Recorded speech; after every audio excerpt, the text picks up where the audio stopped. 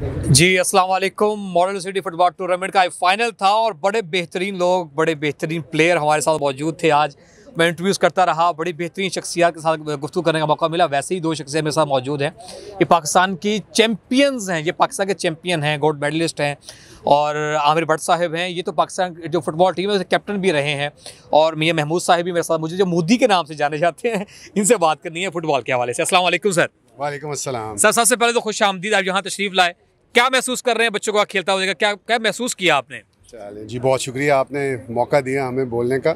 और चूंकि महमूद साहब मेरे सीनियर हैं और इन्होंने मुझे इजाज़त दी है कि जी मैं ज़्यादा जो है ना कंट्रीब्यूट करूं और डिस्कशन में शामिल रहूं, और ये मुझे ज़रा सपोर्ट करेंगे जी।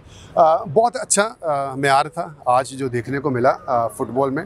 ऑल्दो कि हमारा फ़ुटबॉल अब उस तरह से नहीं रह गया, उसका लेवल और स्टैंडर्ड जो हमारे दौर में होता था। क्यों नहीं रह गया, ये भी साफ बता देना आपने। अब ये तो एक बहुत लंबी वैसे डिस्कशन है लेकिन उसमें सबसे मेन जो चीज़ है वो हमारी फ़ुटबॉल फेडरेशन का जो इशू है जो अभी तक चल रहा है। और मैं हमेशा ये कोशिश करता हूँ और ये कहता भी हूँ कि इसको बहुत जल्द सॉल्व होना चाहिए। शायद आपके नॉलेज में ना हो, आपको सिर्फ बताने के लिए कि अभी हमारे मुल्क में कोई फेडरेशन नहीं है। एक नॉर्मलाइजेशन कमेटी फीफा ने बनाई हुई है जिसका काम ये था कि वो इलेक्शन कराए, या महमूद साहब भी उसको सेकंड करेंगे, इलेक्शन कराए और जो नए लोग आए वो फेडरेशन को संभालें। लेकिन चूंकि अब उसमें इन्वेस्टमेंट इतनी है फीफा की, और चूंकि वहाँ से फंडिंग भी होती है, तो जो भी नॉर्मलाइजेशन कमेटी का चेयरमैन बनता है वो ये कोशिश करता है कि वो उन फंड्स को यूज़ करता रहे और जो उसका मकसद भेजने का बनाने का जो कमेटी का था वो उसको पूरा नहीं करता, यानी इलेक्शन कराना। अब हम सुन रहे हैं कि शायद अभी वो कर रहे हैं कि जी कोशिश के वो बना लें, और ये एक तो मेन रीज़न है कि हमारे मुल्क में एग्जिस्ट नहीं करती फ़ुटबॉल फेडरेशन। दूसरा ये है कि ग्रास रूट लेवल के ऊपर काम नहीं होता। और हमेशा आप सुनते होंगे जी ग्रास रूट लेवल, जी ग्रास रूट। क्या है ग्रास रूट लेवल? ये है ग्रास रूट लेवल जो अभी आपने ये इवेंट कराया है। इस लेवल पे जब नीचे क्लब्स के इवेंट्स नहीं होंगे और उससे ऊपर डिस्ट्रिक्ट और डिवीजन्स और फिर ऊपर सूबे के लेवल पे कॉम्पिटिशन्स नहीं होंगे जैसे हमारे दौर में होते थे, और फिर ऊपर वो टीम जाके एक नेशनल लेवल का टूर्नामेंट होता है और फिर ऊपर जो है वो उसमें सिलेक्शन करके टीम्स जो है ना वो बनाते हैं। जब तक ये प्रोसेस नहीं होगा हमारा फुटबॉल जो है ना इम्प्रूव नहीं होगा। और मुझे याद है हमारे दौर में एक वक्त था जब अंडर 16, अंडर 19, अंडर 23 और सीनियर टीम चार टीमें एक ही वक्त मुल्क से बाहर होती थी। हालांकि उस वक्त तो कोई फंडिंग भी फीफा जो है वो क्यों मैं मुझसे वो हमें नहीं करता था। और मुझे याद है हमारे जो उस वक्त के सेक्रेटरी, अल्लाह ताला उनको जन्नत नसीब करे, हाफिज सलमान भट्ट साहब, अपने घर की चीज़ें बेचकर, अपनी ज़ाती गाड़ियाँ, एसी और घर का सामान बेचकर फंडिंग जो है वो किया करते थे। कैंप्स के लिए जो कंट्रीब्यूशन है वो किया करते थे। 30 लोग 40 लोग जो पूरे पाकिस्तान से आके इकट्ठे होके कैंप जब लगते थे तो वो उस पैसे में से उनको जो है वो खाना पीना और उनका रहने का इंतज़ाम करते थे। तो इस लेवल की स्पिरिट जो है वो अब तो हमें नज़र नहीं आती है, जबकि फीफा फंडिंग भी कर रहा है, पैसे भी दे रहा है, डॉलर्स भी जो है वो यहाँ पे भेजता है और लाखों करोड़ों में भेजता है। ये भी नहीं है कि वो फंड्स भी थोड़े बहुत हैं। एक पूरा PFF हाउस बनाया हुआ है, गोल प्रोजेक्ट्स जो है ना वो हमें देता है, लेकिन वो सारे फंड्स और पैसे किधर जाते हैं इसका जवाब जो है ना वो कोई देने को तैयार नहीं है। तो ये एक सेकंड रीज़न है कि इंटरेस्ट आपका फुटबॉल की डेवलपमेंट नहीं है बल्कि अपने ज़ाती जो है वो चीज़ों को इन्हांस करना और डेवलप करना। जो हाफिज सलमान भट्ट जैसे लोग अब क्यों नहीं सामने आ रहे? अब इसमें ये तो पूरे मुल्क का अलमिया है जी। आप अगर पॉलिटिक्स में भी देखें तो आपको यही चीज़ें मिलेंगी। आप फुटबॉल को छोड़ के बाकी गेम्स की तरफ भी देख लें, आप हॉकी को देख लें, हमारी नेशनल गेम है। जो नई जनरेशन है उनको तो शायद ये पता भी नहीं है कि हमारी नेशनल गेम है क्या, वो तो शायद क्रिकेट को ही जो है वो हमारा कौमी खेल जो है ना वो समझते हैं। हमारा वॉलीबॉल आप देख लें, एक टाइम था, महमूद साहब भी इसकी तायद करेंगे कि हम चौथे थे एशिया में।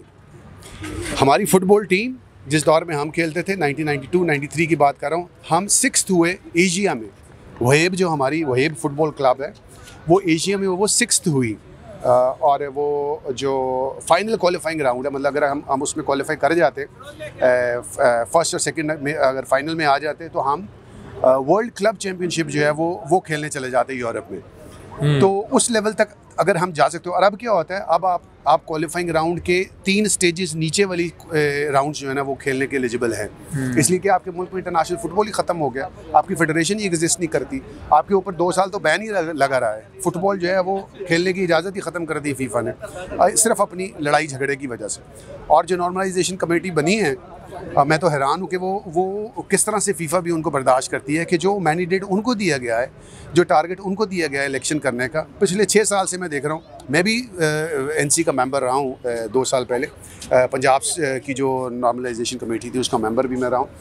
तो मुझे अंदाज़ा है कि कितनी फंडिंग और कितनी इन्वेस्टमेंट जो है ना वो फीफा यहाँ पे करता है, लेकिन उसका आउटकम क्या है आपके सामने। फुटबॉल ऑलमोस्ट ख़त्म हो गया पाकिस्तान के अंदर, और ये 2-4 जैसे आपने एक इवेंट कराया और ये जो आपकी सोसाइटी मॉडल सिटी के हवाले से आप कह रहे हैं, पाकिस्तान स्पोर्ट्स एकेडमी जो है बेहतरीन एफर्ट है ये। और इस तरह से और भी जो प्राइवेट इदारे हैं, अगर वो मैदान में आएँ और कोशिश करें तो मेरा ख्याल है तभी इम्प्रूवमेंट्स हो सकती है। लेकिन अदरवाइज़ फेडरेशन के लेवल पे या गवर्नमेंट के लेवल पे किसी किस्म की कोई सपोर्ट नहीं रहेगी है। सर थोड़ी सी बात आपसे करनी है कि कैसे लड़ाई झगड़े खत्म होंगे ये, सर ये बता दें बस। ये तो हाँ जी, हाँ मेरिट के ऊपर जो अगर इनमें आपस में इत्तेफाक होगा तो ये झगड़ा नहीं होंगे, एक दूसरे की हेल्प करेंगे तो कभी झगड़ा नहीं होगा।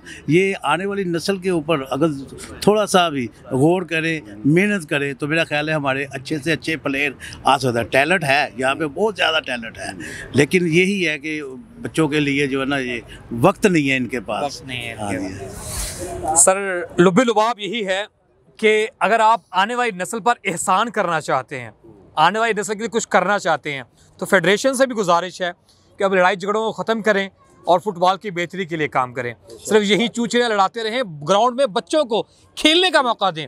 तो महमूद साहब चैम्पियन प्लेयर हैं, भट्टी आमिर भट्ट साहब चैम्पियन प्लेयर हैं, हमारे फुटबॉल टीम के कैप्टन भी हैं, साबिक कैप्टन भी हैं। इनकी बातें सुनिए, इनकी अंदर से दर्द निकल रहा है ये, क्योंकि आम बातें नहीं हैं।